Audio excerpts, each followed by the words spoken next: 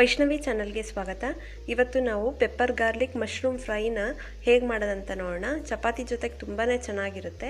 ಇದಕ್ಕೆ ಬೇಕಾಗೋ ingredients: 1/4 kg mushroom ತೊಗೊಂಡಿದ್ದೀನಿ. ಕ್ಲೀನ್ ಮಾಡಿಬಿಟ್ಟು ಈ ರೀತಿ ಕಟ್ ಮಾಡಿ ಇಟ್ಕೋಬೇಕು. 1 ಕ್ಯಾಪ್ಸಿಕಮ್ನ ಉದ್ದುದ್ದು ಕಟ್ ಮಾಡ್ಕೊಳ್ಳಿ.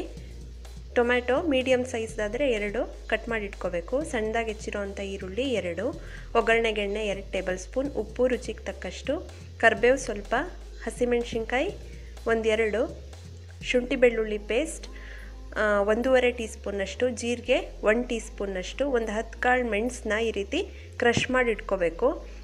ಬೆಳ್ಳುಳ್ಳಿ ಒಂದು 6 ಎಸಳಷ್ಟು. ಬೆಳ್ಳುಳ್ಳಿ ಮತ್ತು ಮೆಣಸು 2 ಒಟ್ಟಿಗೆ ಬೇಕಾದ್ರೂ ಕ್ರಷ್ ಮಾಡ್ಕೋಬೋದು. ಇದು ಧನಿಯಾ ಪುಡಿ ಅರ್ಧ ಟೀ ಸ್ಪೂನ್, ಗರಂ ಮಸಾಲ ಅರ್ಧ ಟೀ ಸ್ಪೂನ್, ಅಚ್ಕಾರದ ಪುಡಿ 1 ಟೀ ಸ್ಪೂನ್, ಅರಿಶಿನ ಒಂದು ಸ್ವಲ್ಪ. ಹೀಗೆ ಮಾಡೋದಂತ ನೋಡೋಣ. ಒಂದು ಪ್ಯಾನ್ನ ಬಿಸಿ ಮಾಡಿ ಕಾದ್ಮೇಲೆ 1-2 ಟೇಬಲ್ ಸ್ಪೂನಷ್ಟು ಎಣ್ಣೆ ಹಾಕ್ಕೊಳ್ಳಿ.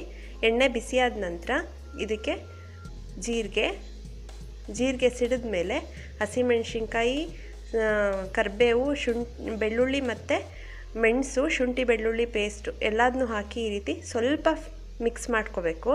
ತುಂಬ ಬೇಯಿಸಬಾರ್ದು. ಇದ್ರ ಜೊತೆಗೆ ಈರುಳ್ಳಿ, ಅರಿಶಿನ ಮತ್ತು ಈರುಳ್ಳಿನೂ ಹಾಕ್ಕೊಳ್ಳಿ. ಬೆಳ್ಳುಳ್ಳಿ ತುಂಬ ಬೇಯಬಾರ್ದು. ಇದನ್ನು ಒಂದು ಲಿಡ್ ಕ್ಲೋಸ್ ಮಾಡಿ 1 ನಿಮಿಷ ಬೇಯಿಸ್ಕೋಬೇಕು. 1 ನಿಮಿಷ ಆದಮೇಲೆ ಸ್ವಲ್ಪ ಈರುಳ್ಳಿ ಎಲ್ಲ ಮೆತ್ತಗಾದ್ಮೇಲೆ ಇದಕ್ಕೆ ಟೊಮೆಟೊ ಹಾಕ್ಕೊಳ್ಳಿ. ಸ್ವಲ್ಪ ಉಪ್ಪು ಹಾಕ್ಕೊಳ್ಳಿ. ಎಲ್ಲದನ್ನೂ ಮಿಕ್ಸ್ ಮಾಡಿಬಿಟ್ಟು ಒಂದು ಲಿಡ್ನ ಕ್ಲೋಸ್ ಮಾಡಿ 1-2 ನಿಮಿಷ ಬೇಯಿಸ್ಕೋಬೇಕು. ಟೊಮೆಟೊ ಎಲ್ಲ ನೀಟಾಗಿ ಬೇಯೋವರೆಗೂ ಬೇಯಿಸ್ಕೊಳ್ಳಿ. 1-2 ನಿಮಿಷ ಆದಮೇಲೆ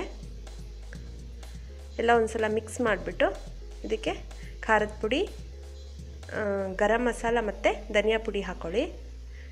ಇದೆಲ್ಲ ಸ್ವಲ್ಪ ಹಾಕ್ಕೋಬೇಕು. ಇದು ಬೆಳ್ಳುಳ್ಳಿ ಮತ್ತು ಮೆಣಸಿನ ಪುಡಿ ಟೇಸ್ಟ್ ಚೆನ್ನಾಗಿ ಬರಬೇಕಂದ್ರೆ ಮಸಾಲೆ ಸ್ವಲ್ಪ ಕಡಿಮೆನೇ ಹಾಕ್ಕೋಬೇಕು. ಇದಕ್ಕೆ ಕ್ಯಾಪ್ಸಿಕಮ್ ಮತ್ತು ಮಶ್ರೂಮ್ ಹಾಕ್ಕೊಳ್ಳಿ. ಎಲ್ಲ ಒಂದು ಸಲ ಮಿಕ್ಸ್ ಮಾಡ್ಕೊಳ್ಳಿ.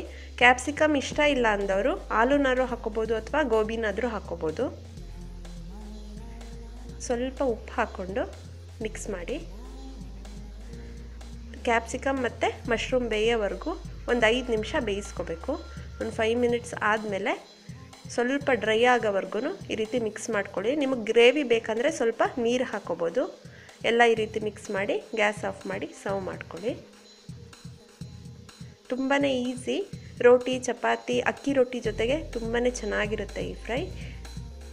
ನೋಡಿದ್ರಲ್ವಾ ಪೆಪ್ಪರ್ ಗಾರ್ಲಿಕ್ ಮಶ್ರೂಮ್ ಫ್ರೈನ ಹೇಗೆ ಮಾಡೋದಂತ. ನಿಮಗೂ ಈ ರೆಸಿಪಿ ಇಷ್ಟ ಆದರೆ ಲೈಕ್ ಮಾಡಿ, ಶೇರ್ ಮಾಡಿ. ಮತ್ತಷ್ಟು ಈಸಿ ರೆಸಿಪೀಸ್ಗಾಗಿ ವೈಷ್ಣವಿ ಚಾನಲ್ಗೆ ಸಬ್ಸ್ಕ್ರೈಬ್ ಆಗೋದು ಮರಿಬೇಡಿ. Thank you.